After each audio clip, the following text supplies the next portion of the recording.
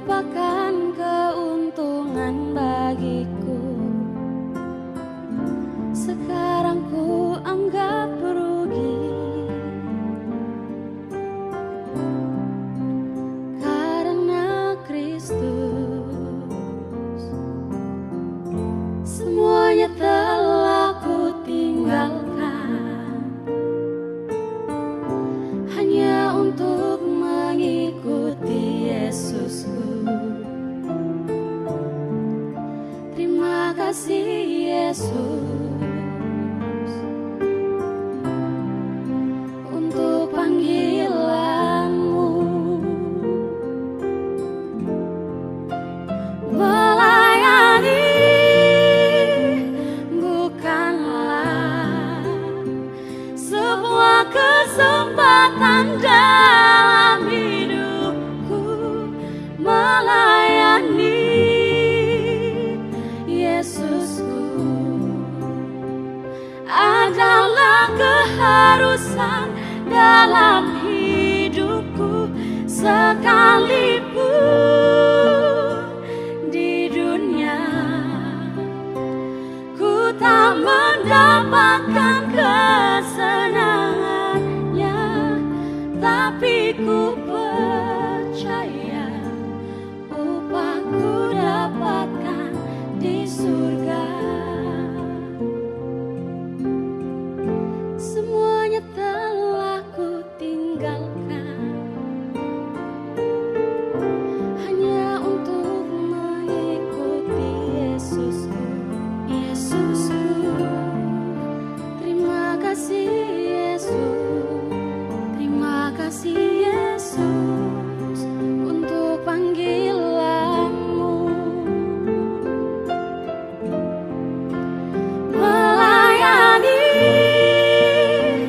bukanlah sebuah kesempatan dalam hidupku. Melayani Yesusku adalah keharusan dalam hidupku.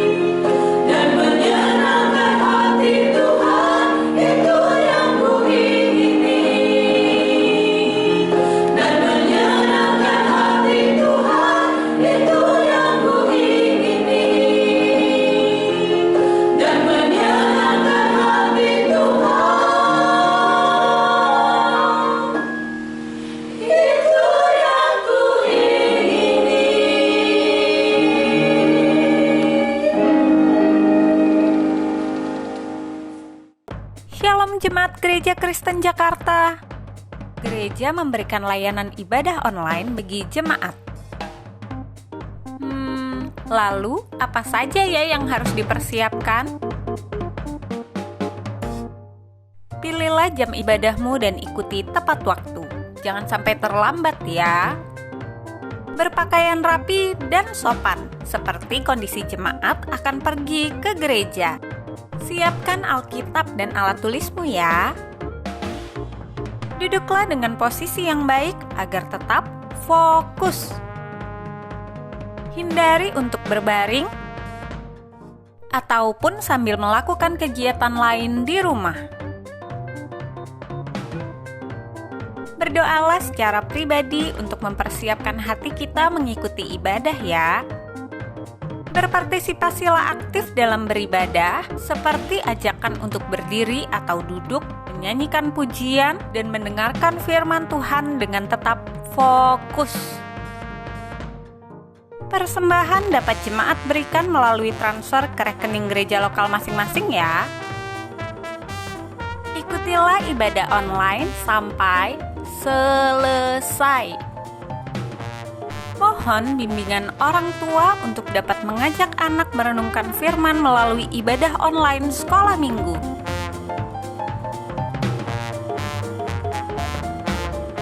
Selamat beribadah, Tuhan Yesus memberkati.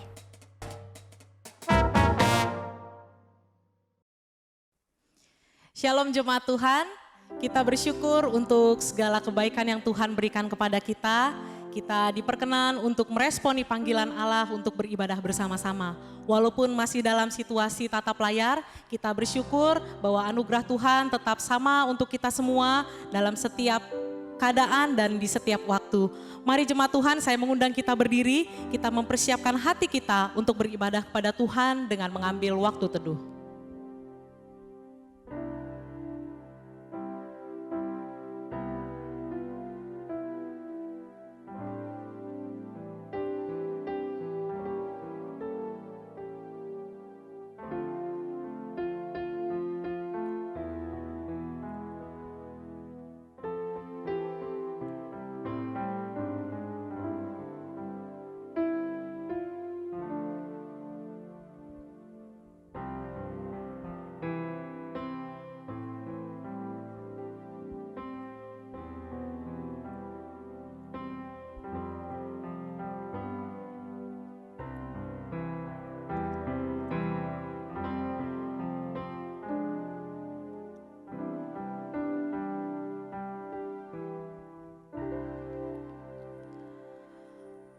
Pertolongan kita adalah dalam nama Tuhan yang menciptakan langit dan bumi dan memelihara kesetiaannya sampai selama-lamanya dan tidak meninggalkan pekerjaan tangannya.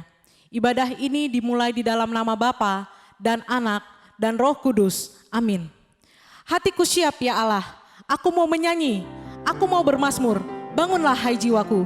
Dengan tetap berdiri, kita mau beri pengagungan kepada Allah kita dengan menyanyikan Rajakanlah Yesus.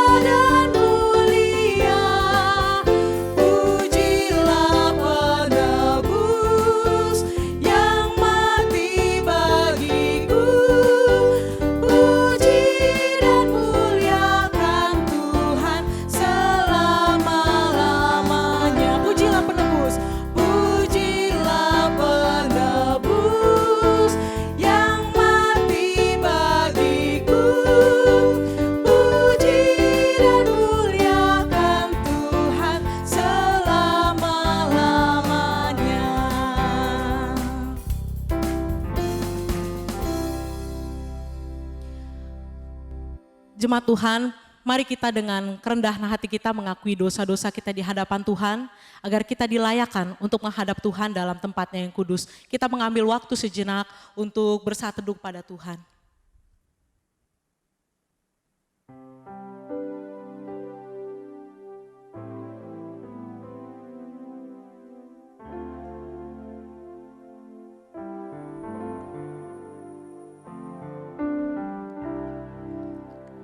Terima kasih untuk segala kebaikan-Mu ya Tuhan. Terima kasih untuk pengorbanan-Mu bagi kami. Terima kasih untuk pengampunan-Mu yang Kau berikan kepada kami. Kepada kami yang lemah ini ya Tuhan. Melalui karya salib-Mu kami dilayakan untuk menjadi umat tebusan-Mu, seutuhnya milik-Mu. Terima kasih untuk cinta-Mu yang tidak pernah berhenti dalam hidup kami. Saat ini ya Tuhan, biarlah hati kami, hidup kami dilayakan untuk menikmati persekutuan yang indah bersama-Mu dan hanya kepada-Mu saja. Biarlah Engkau saja yang ditinggikan, Engkau saja yang dimuliakan. Segala puji dan syukur kami naikkan kepada-Mu ya Tuhan, Allah kami yang hidup. Kami mengucap syukur dan berdoa. Amin.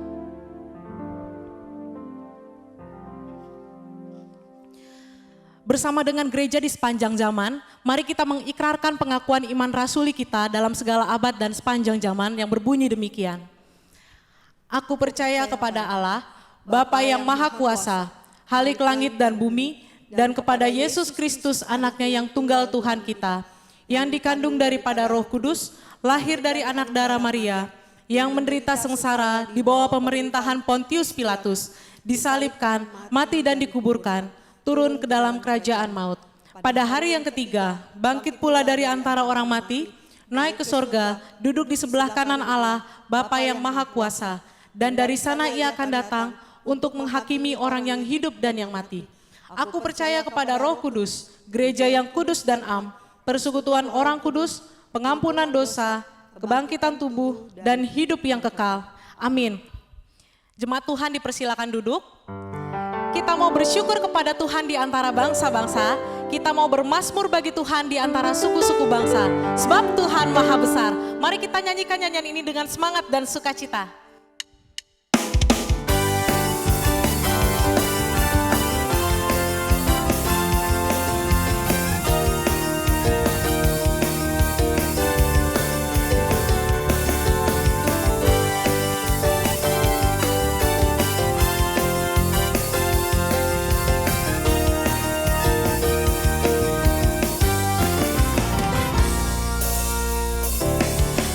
Tuhan Maha Besar.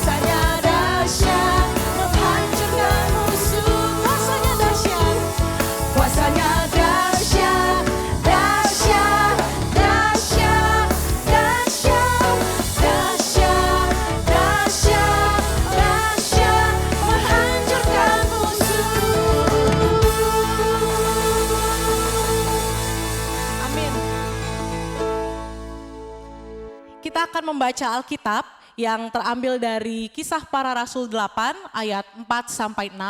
Kita akan membaca bersama-sama, kita mulai dari ayatnya yang keempat. Mereka yang tersebar itu menjelajah seluruh negeri itu sambil memberitakan Injil. Dan Filipus pergi ke suatu kota di Samaria dan memberitakan Mesias kepada orang-orang di situ. Ketika orang banyak itu mendengar pemberitaan Filipus dan melihat tanda-tanda yang diadakannya, mereka semua dengan bulat hati menerima apa yang diberitakannya itu. Amin. Firman Tuhan pada minggu ini akan diberitakan oleh Guru Injil Frans Pasaribu. Kita akan mempersiapkan diri kita untuk dibentuk melalui kebenaran firman Tuhan dengan mengangkat satu nyanyian Hidup Bagi Kristus.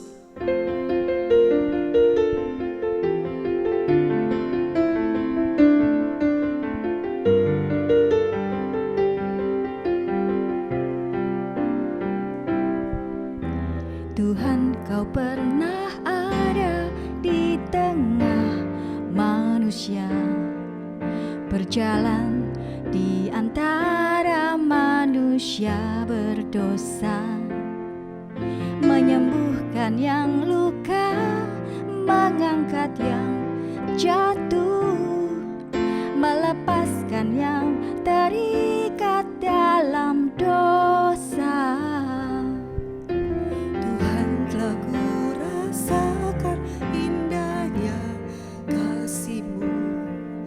Tak mungkin hanya ku simpan berdiam diri.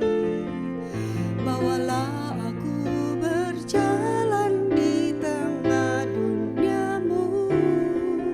Buatlah aku hidup hanya untuk-Mu. Hidup bagi Kristus hanya mungkin karena kasih-Nya. Hidup bagi Kristus hanya mungkin karena anugerah, mengasihi yang Dia kasihi, melakukan yang Dia kerjakan. Ku mau hidup bagi Kristus. Hidup bagi Kristus hanya mungkin karena kasih-Nya. Hidup bagi Kristus hanya mungkin karena anugerah. Kita angkat nyanyian dari awal. Tuhan, Kau pernah ada di tengah manusia, berjalan di antara manusia berdosa, menyembuhkan yang luka, mengangkat yang jatuh, melepaskan yang terikat dalam dosa. Tuhan, telah kurasakan indahnya kasih-Mu. Tak mungkin hanya ku simpan berdiam diri. Bawalah aku berjalan di tengah dunia-Mu. Buatlah aku hidup hanya untuk-Mu. Hidup bagi Kristus hanya mungkin karena kasih-Nya.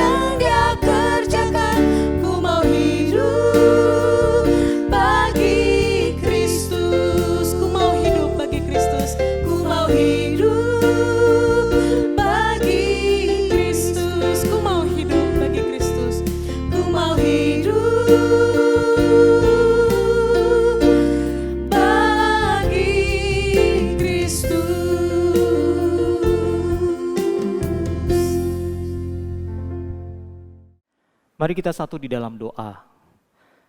Bapak Surgawi, di minggu terakhir pada bulan ini kami datang untuk merenungkan firman Tuhan. Berilah kami hati untuk kami bisa bukan saja membaca, merenungkan, tapi juga memaknai dan melakukannya di dalam kehidupan kami sehari-hari. Kuatkan dan teguhkan iman kami. Di dalam minggu terakhir ini kami mau menyimpulkan apa yang sudah kami pelajari minggu demi minggu. Biarlah nama-Mu yang dimuliakan. Dengar doa kami, hanya di dalam nama Tuhan Yesus kami memohon ini semua. Amin. Shalom Bapak Ibu Saudara yang dikasihi Tuhan, pada hari ini Minggu 27 September 2020 kita akan merenungkan tema tentang misi yang memuridkan. Sekali lagi, misi yang memuridkan. Mari kita buka Injil Yohanes 4 ayat 39 sampai 42. Yohanes pasal keempat ayat 39 sampai 42. Saya akan bacakan bagi kita sekalian. Demikian firman Tuhan. Yohanes 4, 39 sampai 42. Dan banyak orang Samaria dari kota itu telah menjadi percaya kepadanya karena perkataan perempuan itu yang bersaksi. Ia mengatakan kepadaku segala sesuatu yang telah kuperbuat. Ketika orang-orang Samaria itu sampai kepada Yesus, mereka meminta kepadanya supaya ia tinggal pada mereka. Dan ia pun tinggal di situ 2 hari lamanya. 41. Dan lebih banyak lagi orang yang menjadi percaya karena perkataannya. Dan mereka berkata kepada perempuan itu, kami percaya tetapi bukan lagi karena apa yang kau katakan. Sebab kami sendiri telah mendengar dia dan kami tahu bahwa dialah benar-benar juru selamat dunia. Bapak Ibu Saudara yang dikasihi Tuhan, misi yang memuridkan, kita ingin belajar tentang hal-hal yang penting di dalam misi yang memuridkan. Belajar dari percakapan dengan wanita Samaria ini. Saudara, apa pendapat saudara dengan gambar diagram ini, saudara? Ini sebuah pola hal-hal yang dikerjakan di dalam gereja. Keberadaan gereja dan tujuan gereja adalah di dalam pola ini, seperti olahraga baseball atau kasti, saudara. Jadi masing-masing kotak itu ada pergerakan. Misalnya dari penginjilan, kita tahu Kristus, lalu kita masuk ke dalam persekutuan, kita bertumbuh di dalam Kristus, lalu kita masuk di dalam pemuritan, kita melayani Kristus, lalu kita masuk dalam pelayanan, kita membagikan kehidupan Kristus di tengah-tengah pelayanan kita. Dan itu semua berputar sedemikian rupa. Dan itulah yang kita kerjakan di dalam gereja. Nah, gambar ini mewakili semua hal yang kita rindukan, kita bisa kerjakan di dalam gereja. Tetapi masalahnya, di dalam kehidupan bergereja, tidak semudah itu kita mengimplementasikan sebuah pola yang kita rindukan ini. Karena di dalam perjalanan kita bertumbuh di dalam Kristus, seringkali kita melompat dari satu titik ke titik yang lain. Misalnya melompat dari persekutuan langsung ke pelayanan, saudara. Kita melewati pemuritan misalnya. Dan itu membuat kita memiliki sebuah pemahaman yang belum utuh. Itulah sebabnya di gereja banyak orang-orang yang konflik. Itulah sebabnya di gereja banyak orang-orang yang bingung. Kenapa bisa terjadi hal-hal seperti ini? Padahal kita semua adalah anak-anak Tuhan yang sudah ditebus. Anak-anak Tuhan yang sudah menjadi milik Kristus. Nah, itu sebabnya saudara-saudara di dalam istilahnya adalah kebangunan yang besar di dalam 5-10 tahun terakhir ini, saudara. Semua buku-buku yang menjadi trending topik adalah buku-buku yang bicara tentang pemuritan. Apakah itu artinya misi tidak lagi dibicarakan, saudara? Buku-buku ini sangat laris sekarang ini, saudara. Menjadi sekali lagi trending topik di tengah-tengah semua gereja yang merindukan untuk memulai gerakan pemuritan. Lalu ada tokoh-tokoh ini, saudara. Ada David Platt, ada Francis Xavier, ada Francis Chan, ada Edmund Chan. Saudara, tokoh-tokoh ini menjadi penggerak ketika gereja ingin memuridkan dan kita ingin memulai sebuah kerinduan kita untuk menjadi murid Kristus dan memuridkan orang lain. Nah, buku-buku itu saudara dan tokoh-tokoh itu menekankan sebuah prinsip bagaimana kita bertumbuh menjadi orang yang dewasa, yang melibatkan beberapa tahap-tahap kehidupan, yang melibatkan sebuah hubungan-hubungan, yang melibatkan pengalaman-pengalaman, sehingga kita semua menjadi dewasa. Yang ditekankan adalah adanya sebuah nilai-nilai yang kita yakini, adanya tujuan-tujuan yang ingin kita capai, adanya sebuah keyakinan-keyakinan. Sehingga di dalam prakteknya, di dalam praktisnya, kita semua mengalami itu dan menjadi murid Tuhan Yesus. Dan ketika kita semua sudah mengalami itu, barulah kita bisa mengerti apa artinya misi yang memuridkan, saudara. Karena dua kata ini, misi, pemuritan, itu bukan bertabrakan, tetapi menjadi sebuah kata yang menyatu.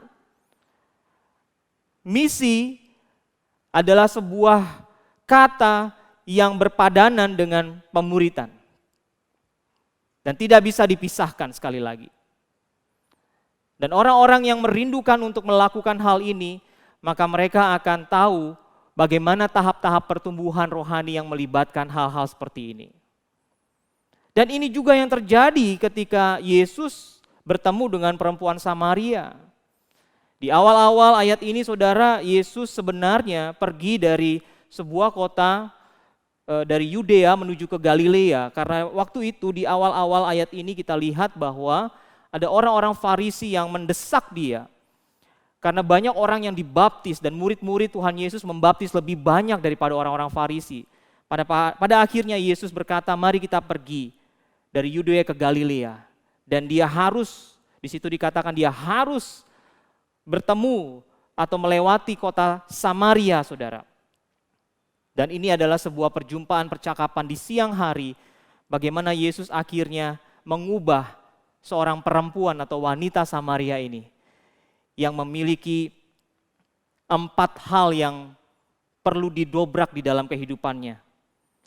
Yang pertama adalah status sosialnya. Kita tahu bahwa di dalam status sosial wanita Samaria ini orang yang berbeda dengan orang Yahudi. Mereka punya pandangan yang berbeda, budaya yang berbeda dengan orang Yahudi. Ketika orang Yahudi datang meminta air, itu sesuatu hal yang sangat-sangat tidak lazim pada waktu itu.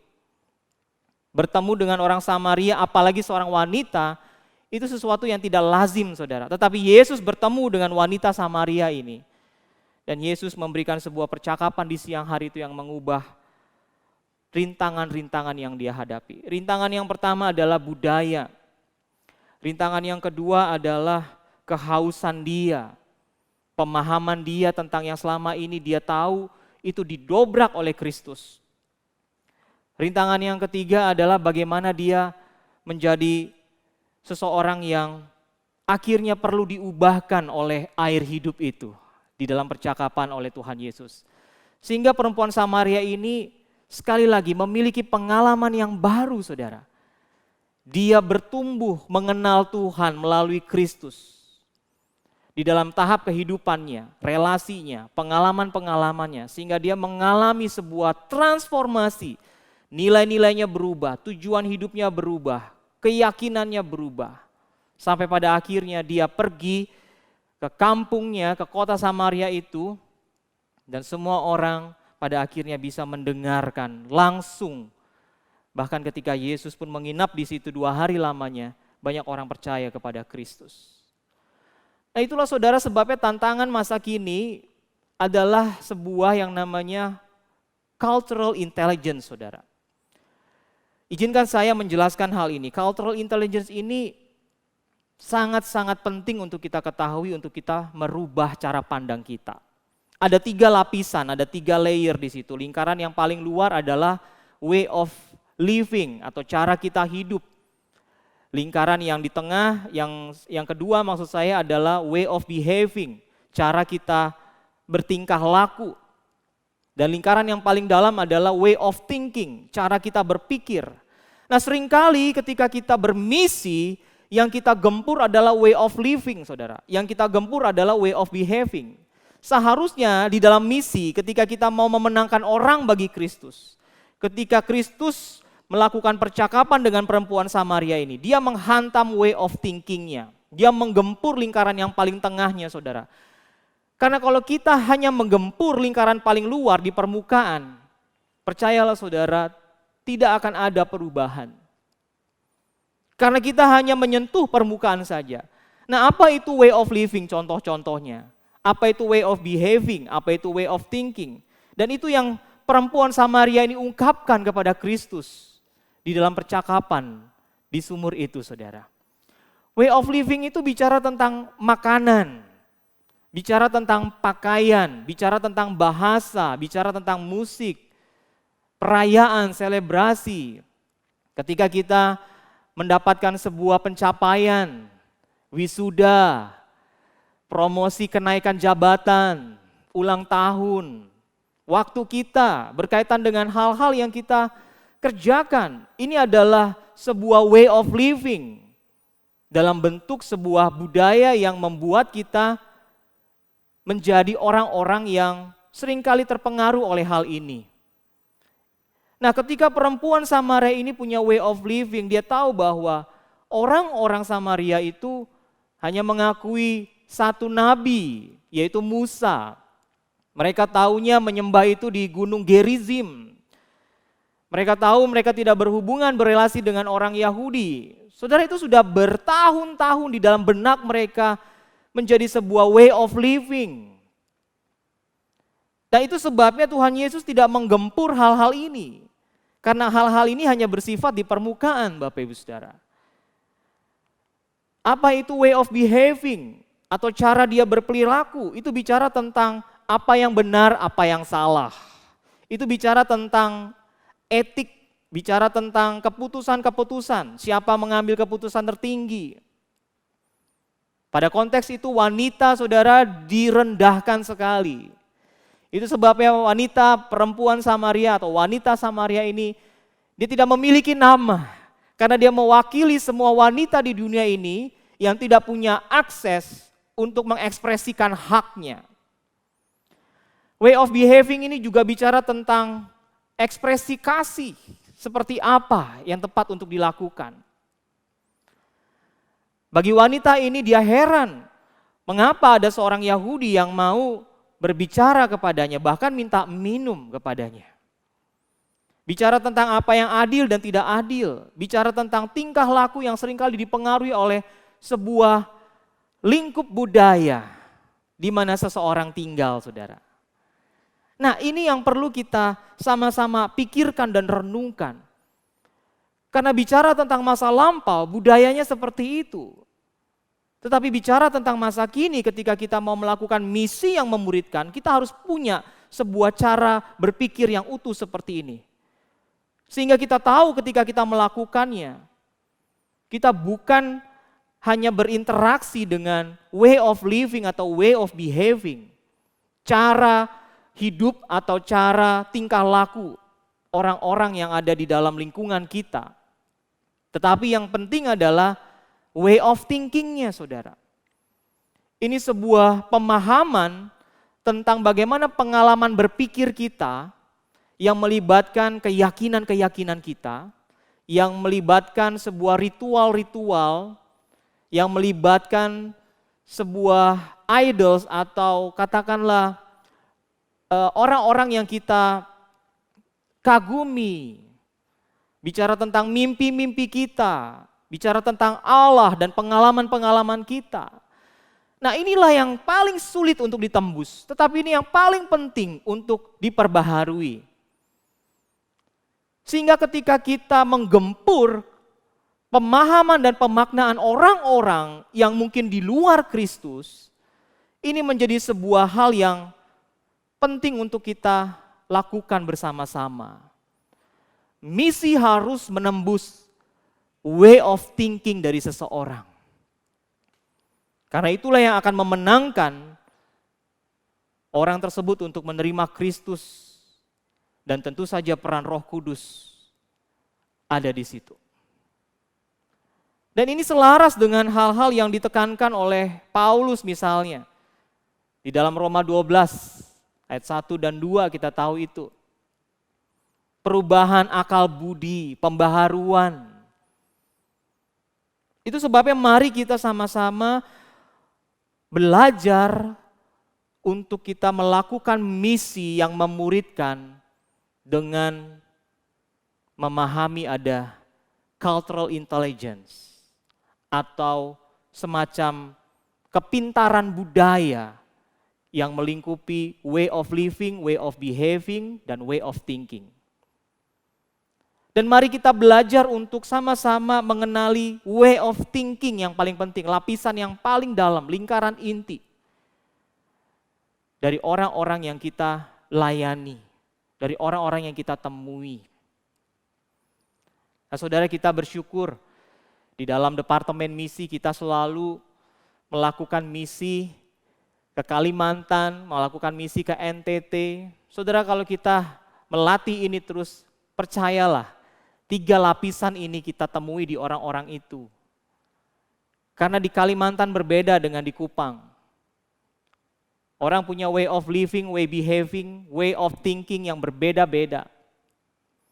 Tapi sebenarnya way of thinking ini menjadi sebuah, katakanlah, jembatan untuk kita bisa menembus hati mereka. Ini penting, saudara yang dikasihi Tuhan. Itu sebabnya ketika kita belajar bagaimana Kristus yang berbicara dengan perempuan Samaria ini, sebuah pembaharuan terjadi. Minimal ada 2. Pertama, perempuan Samaria ini memiliki jiwa yang haus melebihi kehausan jiwanya. Ini ditandai dengan beberapa hal. Pertama, ditandai dengan kerinduannya memiliki air hidup. Ayat 15 saya bacakan. Kata perempuan itu kepadanya, Tuhan, beritahukanlah akan air itu, supaya aku tidak haus dan tidak usah datang lagi ke sini untuk menimba air. Saudara, seseorang yang way of thinkingnya ditembus oleh firman Tuhan, ditembus oleh air kehidupan itu, ditembus oleh roh Tuhan yang kudus itu. Percayalah, itu akan memberikan dia sebuah pembaharuan di dalam kehidupan batiniahnya. Ditandai kerinduannya memiliki air yang hidup. Yang kedua, ditandai kejujurannya membuka diri, saudara. Di ayat yang ke-17, kata perempuan itu, aku tidak mempunyai suami. Kata Yesus, tepat katamu bahwa engkau tidak mempunyai suami. Dia jujur membuka dirinya. Di tengah-tengah masyarakat, sosial pada waktu itu memberikan label kepada dia. Mungkin orang-orang tahu perempuan ini adalah seorang yang dilabel sebagai, maaf kata, pelacur misalnya. Dia membuka diri. Dan itu penting. Ketika kita memiliki air hidup, maka kejujuran itu akan terbuka. Yang ketiga, ditandai kemampuannya menilai seseorang di ayat yang ke-19. Kata perempuan itu kepadanya, Tuhan, nyata sekarang padaku bahwa engkau seorang nabi. Dia menilai Kristus, dia tahu dia adalah Mesias. Karena ketika dia berbicara dan kerohaniannya terbuka, saudara, dia mengingat bahwa ada Mesias yang akan datang, yang dia dengar. Dan Yesus menjawab, akulah dia. Menarik sekali. Yang keempat, ditandai dengan pengetahuannya akan hal-hal rohani. Ayat 25 dikatakan, jawab perempuan itu kepadanya, aku tahu bahwa Mesias akan datang yang disebut juga Kristus. Apabila ia datang, ia akan memberitakan segala sesuatu kepada kami. Sekali lagi, ini terbuka. Hal-hal rohani, pengetahuannya akan mungkin kitab Taurat, mungkin perjanjian lama pada waktu itu dibukakan. Orang yang memiliki jiwa lapar dan haus akan dipuaskan oleh air yang hidup ini. Sekali lagi, lapisan yang paling terdalam, way of thinking dari perempuan Samaria ini atau wanita Samaria ini, itu disentuh oleh Kristus dan akhirnya dia mengalami transformasi. ia memiliki jiwa yang haus melebihi kehausan jasmaninya. Yang kedua, ia memiliki kerinduan yang menyala-nyala. Sekali lagi, kerinduan yang menyala-nyala untuk memberikan apa yang ia terima dari Yesus. Ayat 28 sampai 29 yang kita baca, saudara, maka perempuan itu meninggalkan tempatnya di situ lalu pergi ke kota dan berkata kepada orang-orang yang di situ, dia katakan, "Mari kita lihat. Di sana ada orang yang mengatakan kepadaku segala sesuatu yang kuperbuat." Mungkinkah dia Kristus itu? Dia punya kerinduan yang menyala-nyala, saudara. Ia segera pergi memberitakan apa yang ia terima dari Yesus. Berikutnya ia menceritakan yang ia alami, bukan yang dialami orang lain, tapi yang ia alami. Di sana ada orang yang mengatakan kepadaku segala sesuatu yang kuperbuat. Mungkinkah dia Kristus? Dia menceritakan, saudara. Hasilnya hampir seluruh kota Samaria percaya kepada Yesus. Ayat 39. Dan banyak orang Samaria dari kota itu telah menjadi percaya kepadanya karena perkataan perempuan itu yang bersaksi, ia mengatakan kepadaku segala sesuatu yang kuperbuat. Saudara, ia seorang penginjil pertama dari Samaria yang sekali lagi way of thinkingnya dimenangkan oleh Kristus. Nah, kembali kepada kita saat ini. Ketika saudara dan saya bergumul, bagaimana kita bisa melakukan misi yang memuridkan, di tengah-tengah konteks gereja seperti gambar diagram tadi, saudara. Mari kita datang dengan sebuah hati yang baru bahwa Allah ingin memperbaharui kita bukan hanya di level permukaan, way of living, way of behaving, tapi way of thinking yang paling penting. Bukalah akal budi kita, pemahaman kita selama ini yang mungkin sudah terbentuk dengan air hidup itu. Firman Tuhan, Roh-Nya yang kudus.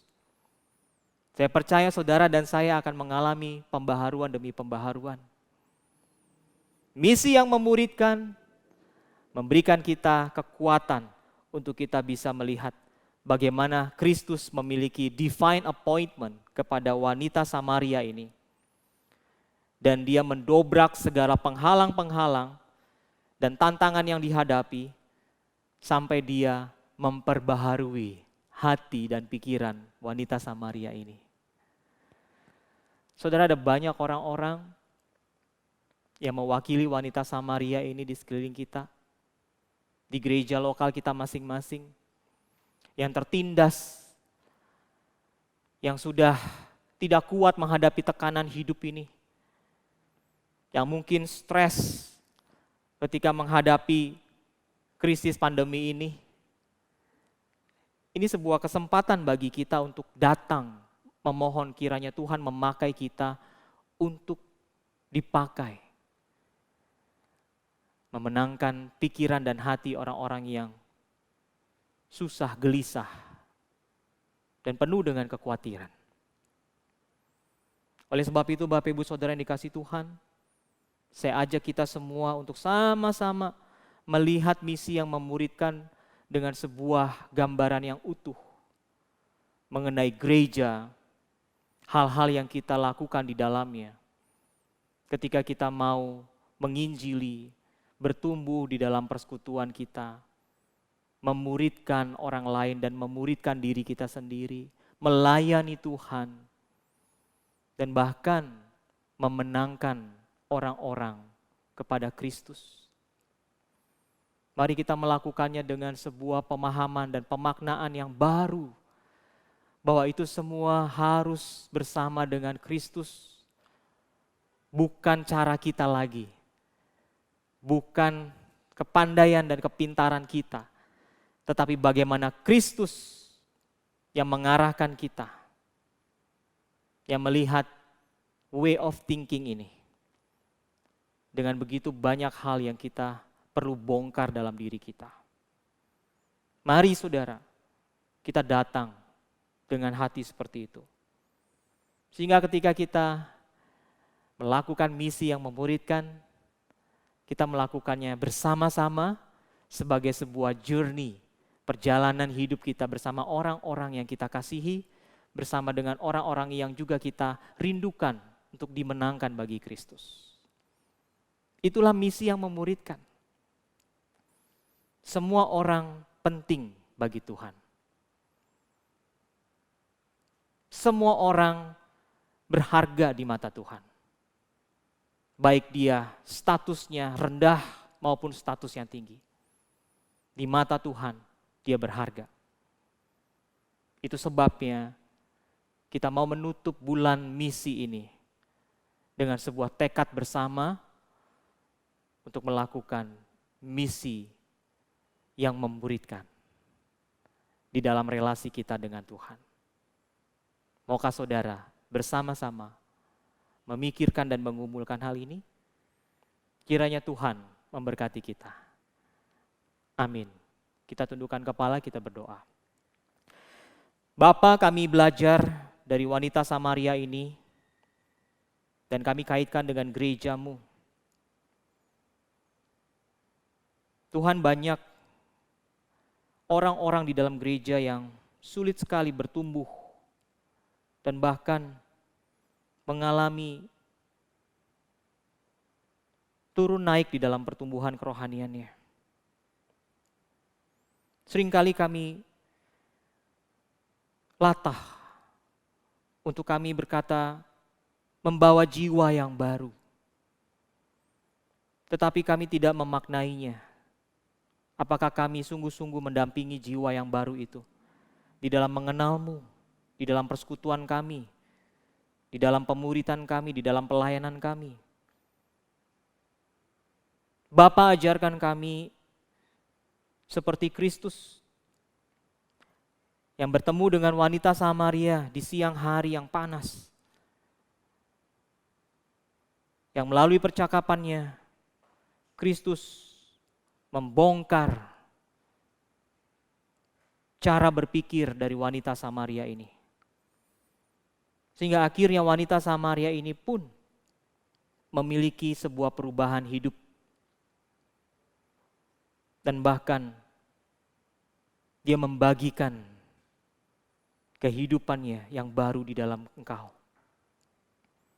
Kami yakin dan percaya gereja-Mu tetap terus Engkau pimpin, tetap terus Engkau dampingi di dalam perjalanan kami mengenal-Mu ya Tuhan. Kami rindu kami boleh seperti wanita Samaria ini. Terpujilah nama-Mu, dengar doa kami, hanya dalam nama Tuhan Yesus. Kami memohon ini semua. Amin. Terima kasih Guru Injil Frans Pasaribu yang sudah menyampaikan pemberitaan firman Tuhan pada minggu ini. Kiranya Tuhan Yesus memberkati dalam pelayanan dan keluarga. Saat ini kita akan berdoa bersama-sama. Untuk pokok doa syafaat pada minggu ini ada 2. Yang pertama kita berdoa untuk pembinaan, bimbingan pranikah dan kelas Saya Murid Kristus yang sedang berjalan. Kita berdoa kiranya Tuhan dapat memberkati setiap peserta agar dapat mengikutinya dengan sungguh-sungguh. Mari kita berdoa. Tuhan Yesus, kami berdoa untuk setiap peserta bimbingan pranikah, juga peserta kelas Saya Murid Kristus yang saat ini sedang berjalan melalui Zoom. Kami mohon Tuhan kiranya Engkau yang memberkati setiap mereka agar mereka dapat diberikan pemahaman dan dapat mengerti dengan baik apa yang disampaikan. Tolong mereka juga Tuhan agar mereka semakin diteguhkan walaupun dalam situasi tatap layar saat ini yang sedang dilakukan. Mereka tetap memiliki semangat dan keteguhan hati untuk lebih mengucap syukur dan percaya kepada Engkau saja. Di dalam nama Tuhan Yesus kami berdoa dan bersyukur. Amin. Yang kedua, mari kita berdoa untuk peraturan Pemprov DKI Jakarta tentang pembatasan sosial berskala besar yang masih diterapkan sampai saat ini. Kita berdoa supaya pemerintah pusat juga kita selaku masyarakat dapat bekerja sama untuk mencegah penyebaran COVID-19. Mari kita berdoa. Tuhan Yesus, kami berdoa untuk upaya pemerintah Pemprov DKI Jakarta dalam upaya mencegah COVID-19 ini. Kami mohon Tuhan kiranya Engkau memberikan hikmat kepada seluruh mereka dalam mengambil setiap kebijakan agar mereka dapat bekerja dengan baik. Juga Tuhan mohon Engkau memberikan kekuatan, memberikan kesehatan yang baik kepada mereka. Engkau juga menolong setiap kami yang Tuhan agar kami selaku masyarakat juga dapat bekerja sama untuk menanggulangi masalah COVID-19 ini. Kami juga boleh menjaga diri kami masing-masing, kami juga boleh mendisiplinkan diri kami masing-masing untuk bersama-sama bekerja sama dengan pemerintah pusat. Inilah doa dan permohonan kami dalam nama Tuhan Yesus, kami berdoa dan bersyukur. Amin. Kita akan menyimak warta sinode pada minggu ini. Yang pertama, bimbingan pranikah. Kelas bimbingan pranikah sinode GKJ periode ke-18 akan diadakan pada hari Selasa 29 September 2020 pukul 19 waktu Indonesia Barat dengan tema Memahami Perbedaan Pria dan Wanita. Pembicara oleh Guru Injil Erniti Laar. Pertemuan kelas BPN akan dilangsungkan secara virtual melalui Zoom meeting. Syarat dan ketentuan bagi calon pasutri yang ingin melangsungkan pemberkatan nikah kudus di Gereja Kristen Jakarta dapat dilihat melalui akun Instagram Sinode GKJ, Sinode_Gereja_Kristen_Jakarta. Yang kedua, kelas SMK Saya Murid Kristus. Kelas SMK 2 akan diadakan pada hari Kamis 1 Oktober 2020 pukul 19 waktu Indonesia Barat dengan tema Bagaimana Bersaat Teduh. Peserta Room 1 akan dilayani oleh Pendeta Peter Samsudin. Peserta Room 2 akan dilayani oleh Guru Injil Eva Krisviana. Kiranya seluruh peserta SMK 2 dapat mempersiapkan diri dan tepat waktu. Yang ketiga, berikut adalah jadwal persekutuan doa Rabu 30 September dan kebaktian umum 4 Oktober 2020.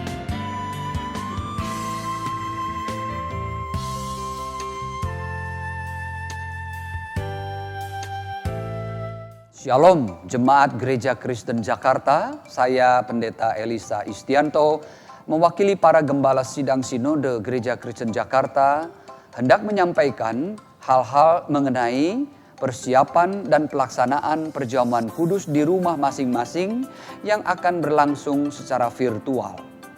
Yang pertama, mengenai persiapan. Setiap pemimpin keluarga, baik suami atau istri, papa atau mama, maupun anggota keluarga yang dianggap dewasa secara rohani, dapat mengajak anggota keluarga sehari sebelum atau beberapa jam sebelum perjamuan kudus secara virtual dimulai untuk membaca dari 1 Korintus 11 ayat 26 sampai 29 dan mengoreksi hati masing-masing di hadapan Tuhan. Setelah itu, mengajak anggota keluarga merenungkan makna perjamuan kudus sebagai anugerah dari Tuhan untuk mengingatkan kita bahwa penebusan dan pengampunan dosa hanya kita terima melalui penderitaan, kematian Kristus di salib dan kebangkitannya. Bahwa penyertaan Tuhan atas hidup kita pada masa kini nyata terjadi melalui Roh Kudus yang memenuhi kita. Bahwa pengharapan hidup kekal telah Tuhan sediakan bagi kita yang percaya kepadanya. Setelah itu, menutup dalam doa memohon belas kasihan Tuhan atas kita orang yang berdosa. Yang kedua, mengenai pelaksanaan. Roti dan anggur perjamuan telah dipersiapkan di rumah Anda masing-masing dan dapat ditaruh di baki atau sejenisnya sebelum dibagikan kepada anggota keluarga. Setiap pemimpin keluarga atau anggota keluarga yang dianggap dewasa secara rohani dapat membagikan roti dan anggur kepada anggota keluarga sesuai dengan instruksi dari gembala sidang yang memimpin perjamuan kudus secara virtual. Demikianlah pengarahan ini kami sampaikan kepada Anda. Mari persiapkan hati untuk menerima perjamuan kudus dari Tuhan. Tuhan Yesus menyertai kita semua. Demikianlah Warta Sinode GKJ hari ini. Terima kasih atas perhatian Bapak, Ibu, dan Saudara-saudari. Tuhan Yesus memberkati.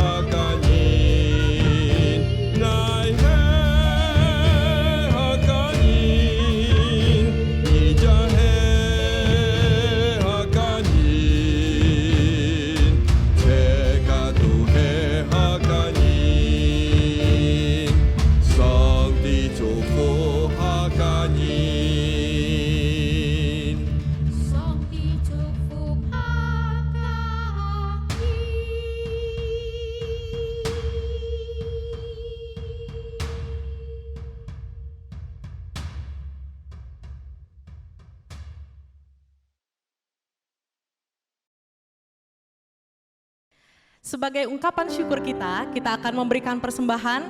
Persembahan dapat diberikan melalui rekening yang tertera di layar TV saudara. Kita akan menyanyikan pujian, kita harus membawa berita.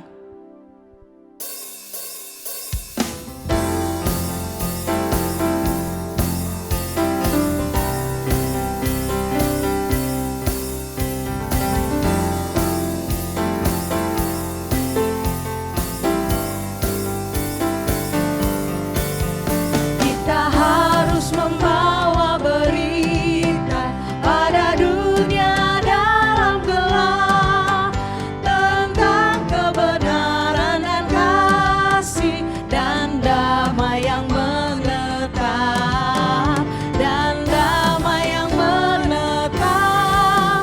karena gelap jadi remang pagi dan remang jadi siang terang. Kuasa Kristus kan nyatalah, rahmani dan cemerlang.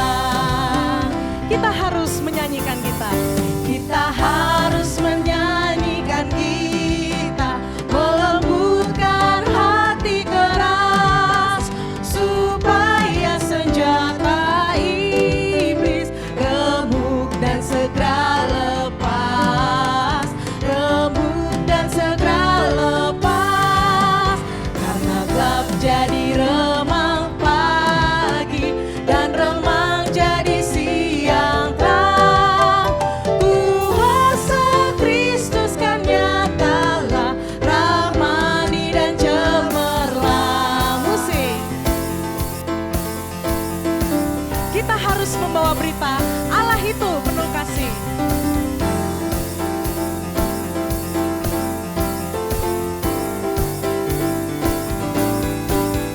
Kita harus membawa berita, Allah itu kasih belas, diberikan putra tunggalnya supaya kita lepas,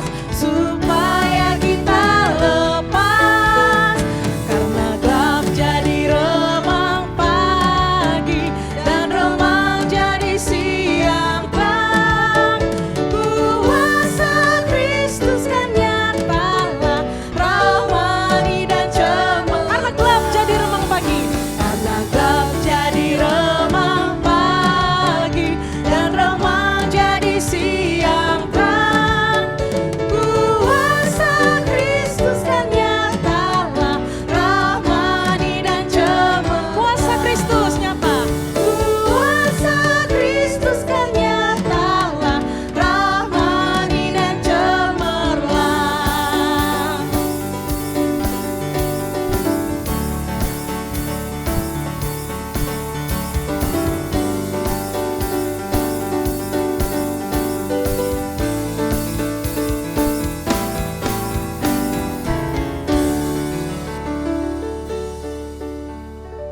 Mari kita berdoa. Kami mengucap syukur untuk setiap berkat yang sudah Tuhan percayakan kepada kami. Saat ini kami mengembalikan sedikit dari apa yang kami punya dan tidak sebanding dengan apa yang Tuhan berikan kepada kami. Kami mohon kiranya persembahan kami boleh berguna untuk pekerjaan Tuhan di gereja kami masing-masing. Berkati setiap anak-anak Tuhan yang Tuhan percayakan untuk mengelola keuangan dengan baik. Dalam nama Tuhan Yesus kami berdoa dan bersyukur. Amin. Kita akan mengakhiri ibadah kita pada pagi hari ini. Kita akan menyanyikan doksologi. Saya undang jemaat Tuhan berdiri. Doa berkat akan dibawakan oleh Pendeta Bobby Mesak dan kita akhiri dengan nyanyian Amin.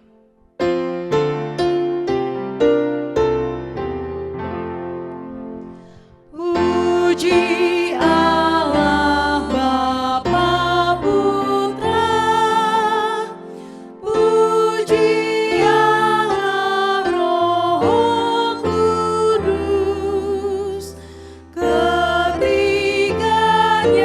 yang esa. Mohon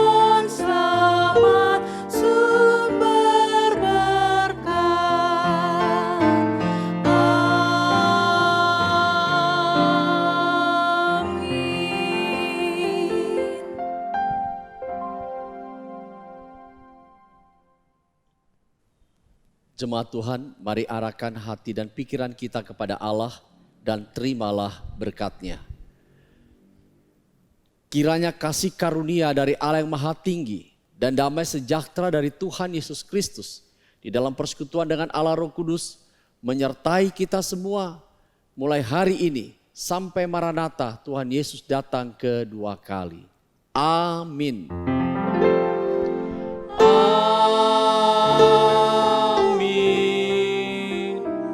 Amin. Amin.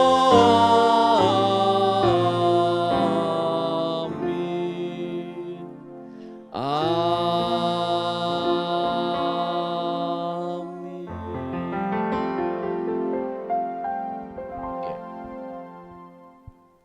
Silakan duduk saat teduh. Ibadah selesai, Tuhan Yesus memberkati kita semua.